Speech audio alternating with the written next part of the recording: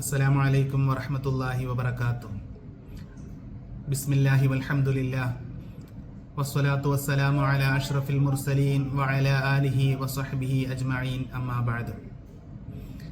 ഏറ്റവും ബഹുമാനമുള്ള മുഅ്മിനീങ്ങളെ, പരിശുദ്ധമാക്കപ്പെട്ട റമളാനു ശരീഫിന്റെ ഈ സുന്ദരമായ സുദിനങ്ങളിൽ ICF വയനാട് ജില്ലാ പ്രവാസി കൂട്ടായ്മ സംഘടിപ്പിക്കുന്ന അറിവാഴം എന്ന് പറയുന്ന പ്രോഗ്രാമിലാണ് നമ്മളുള്ളത്.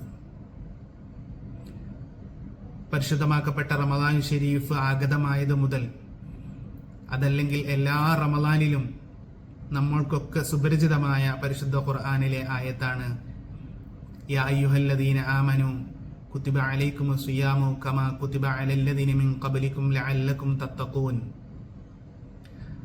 പാവപ്പെട്ട നമ്മൾക്കൊക്കെ ഈ പരിശുദ്ധമാക്കപ്പെട്ട റമളാൻ ഷരീഫും ഈ നോമ്പുമൊക്കെ ഫർളാക്കപ്പെട്ടത് നമുക്ക് അല്ലാഹു തആല നൽകിയ ഒരു അവസരമാണ്. നമ്മുടെ ജീവിതത്തിൽ വന്നുപോയ പാപക്കറകൾ മുഴുവനും കഴുകിക്കളഞ്ഞ് റബ്ബിലേക്ക് തഖ്വ ചെയ്ത് ജീവിക്കാനും, ആ ദിനരാത്രങ്ങളിൽ ചെയ്യുന്ന അമലുകൾക്ക് ഞാൻ ഇരട്ടി പ്രതിഫലങ്ങൾ നൽകുമെന്നും 70 ഇരട്ടി പ്രതിഫലം നൽകുമെന്നും ഒക്കെ പരിശുദ്ധ ഇസ്ലാം നമ്മെ പഠിപ്പിക്കുന്നത് നമുക്ക് രക്ഷപ്പെടാനുള്ളൊരു സുവർണാവസരത്തെ അല്ലാഹു തആല നൽകി എന്നുള്ളതാണ്.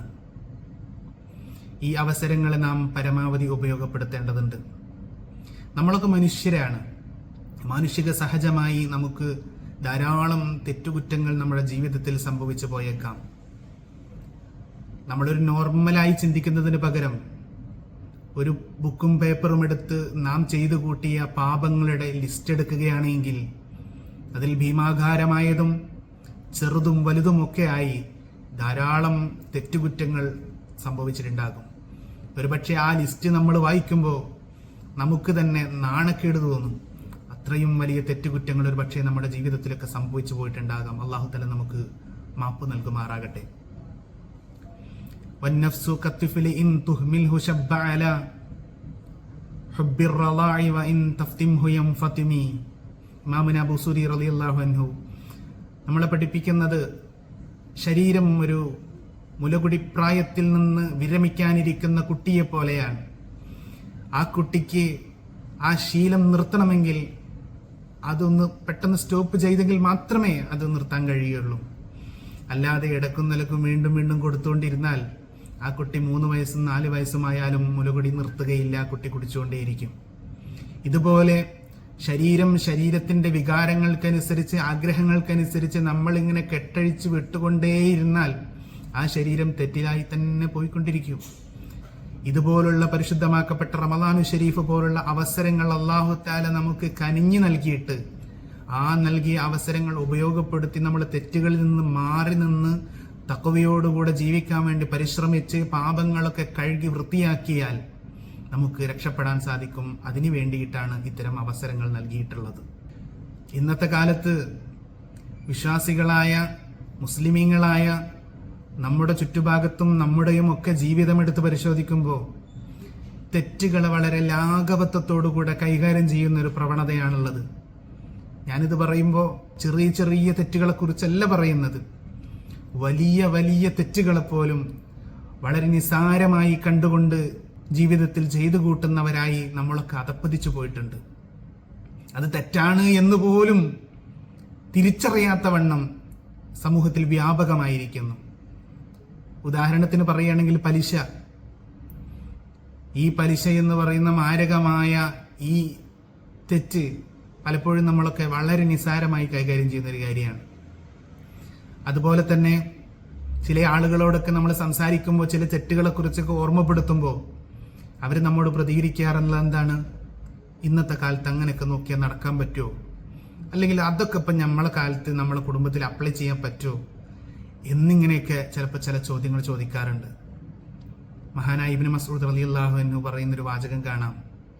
ഇന്നൽ മുഅ്മിന യറാ ദുനൂബഹു കഅന്നഹു ഖാഇദുൻ തഹ്ത ജബൽ യഖാഫു അൻ യഖഅ അലൈഹി. ഒരു വിശ്വാസിയായ മനുഷ്യൻ തെറ്റുകുറ്റങ്ങളെ കാണുന്നത് വലിയ പർവ്വതത്തിന്റെ ചുവട്ടിൽ അവനിങ്ങനെ ഇരിക്കുകയാണ്.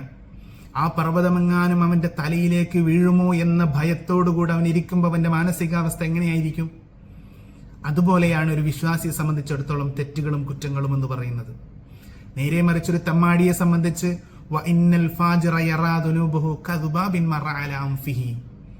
തന്റെ മൂക്കിന്റെ തുമ്പത്തുകൂടി പാറിപ്പോകുന്ന ഒരു ഈച്ചയുടെ ലാഘവത്വത്തോടു കൂടെയായിരിക്കും ഫാജിറായ ആളുകളൊക്കെ തെറ്റുകളെ കാണുക.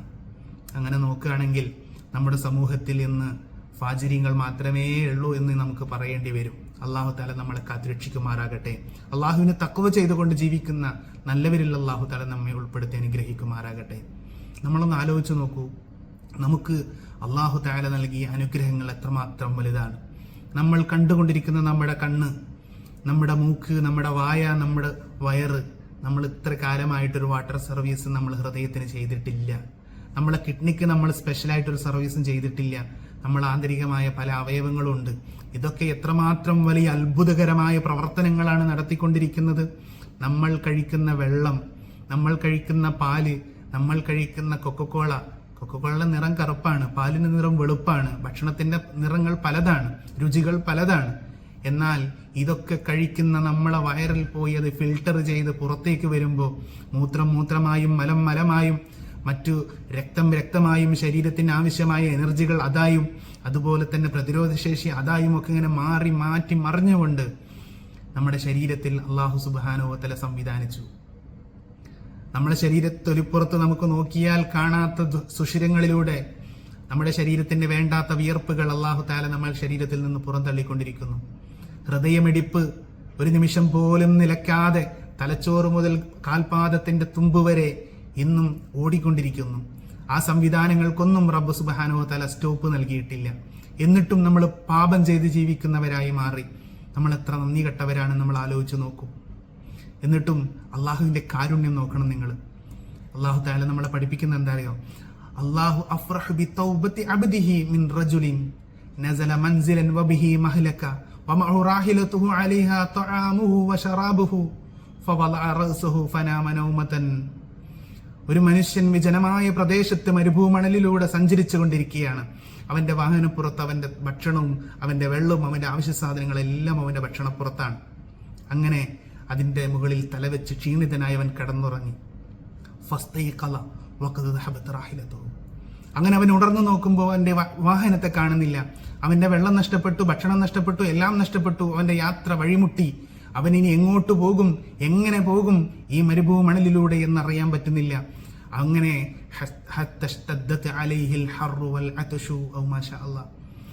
അവനിക്ക് ദാഹം, വിശപ്പ്, പേടി, വെപ്രാളം എല്ലാം ഇങ്ങനെ ശക്തമായി വന്നു. അങ്ങനെ അവൻ അങ്ങോട്ടും ഇങ്ങോട്ടുമൊക്കെ നടന്നു നോക്കി. പക്ഷെ അവന് വാഹനത്തെ കാണുന്നില്ല. അങ്ങനെ കുറെ നേരം കഴിഞ്ഞു. അവൻ വീണ്ടും വന്ന് ഉറങ്ങിപ്പോയി. അവന്റെ ബേജാറ്, വെപ്രാളങ്ങൾ, നഷ്ടബോധം ഇതെല്ലാം കൂടെ പ്രയാസപ്പെട്ട് അവൻ വീണ്ടും ഉറങ്ങിപ്പോയി. കുറച്ചു നേരം കഴിഞ്ഞപ്പോൾ അവൻ ഉണർന്നു. അങ്ങനെ നോക്കുമ്പോ അവൻ നഷ്ടപ്പെട്ട് ഇത്ര നേരം തിരഞ്ഞു നടന്നിരുന്നവൻ ബേജാറിലും വെപ്രാളത്തിലുമായ കാരണം മാറി അവന്റെ വാഹനം തിരിച്ചു കിട്ടിയിരിക്കുന്നു. അപ്പോഴവനിക്കുണ്ടാകുന്നൊരു സന്തോഷം എത്രമാത്രം വലുതായിരിക്കും. എന്നാൽ അല്ലാഹു സുബ്ഹാനഹു തആലന്റെ മുമ്പിൽ ഇത്രയൊക്കെ അനുഗ്രഹങ്ങളൊക്കെ ആസ്വദിച്ച് ജീവിച്ച് അവൻ പറഞ്ഞത് കേൾക്കാതെ നമ്മൾ ജീവിച്ച് എന്നിട്ടും അവൻ ഇത്തരം അവസരങ്ങൾ നൽകുമ്പോൾ നമ്മൾ പശ്ചാത്താപത്തിന്റെ മനസ്സുമായി റബ്ബിന്റെ മുമ്പിലേക്ക് പോകുമ്പോൾ അവനിക്ക് ഈ വാഹനക്കാരന് കിട്ടിയ സന്തോഷമല്ലേ, ആ സന്തോഷത്തെക്കാൾ വലിയ സന്തോഷമാണ് ഒരടിമ അവനോട് ഖേദിച്ച് മടങ്ങുമ്പോൾ. പരിശുദ്ധമായ റമളാനു ശരീഫ് വന്നിട്ട് പാപം പൊറുപ്പിക്കാതെ നഷ്ടത്തിലായവരുടെ കൂട്ടത്തിൽ ആമീൻ പറഞ്ഞ ആ കൂട്ടത്തിൽ നമ്മളാരും പെട്ടുപോകരുത്. അള്ളാഹിന്റെ മുമ്പിൽ നമ്മൾ ചെയ്തു പോയ പാപങ്ങളൊക്കെ ഏറ്റുപറഞ്ഞ് നമ്മൾ പാപങ്ങൾ പൊറുപ്പിച്ച് റബ്ബിലേക്ക് അടുത്ത് ജീവിക്കുക. ഇനിയുള്ള കാലമെങ്കിലും റബ്ബെ നിന്നെ അനുസരിച്ചുകൊണ്ട് പാപം ചെയ്യാതെ പരമാവധിയൊക്കെ ശ്രദ്ധിച്ചുകൊണ്ട് ജീവിക്കുമെന്ന് ദൃഢനിശ്ചയം ചെയ്യുക. അള്ളാഹു സുബ്ഹാനഹു വ തആല നമുക്കൊക്കെ തൗഫീഖ് നൽകി അനുഗ്രഹിക്കുമാറാകട്ടെ. റമളാൻ അനുകൂലമായി സാക്ഷി നിൽക്കുന്ന മുത്തഖീങ്ങളിൽ അള്ളാഹു നമ്മെ പെടുത്തി തരുമാറാകട്ടെ. അസ്സലാമു അലൈക്കും വറഹ്മത്തുള്ളാഹി വബറകാതുഹു.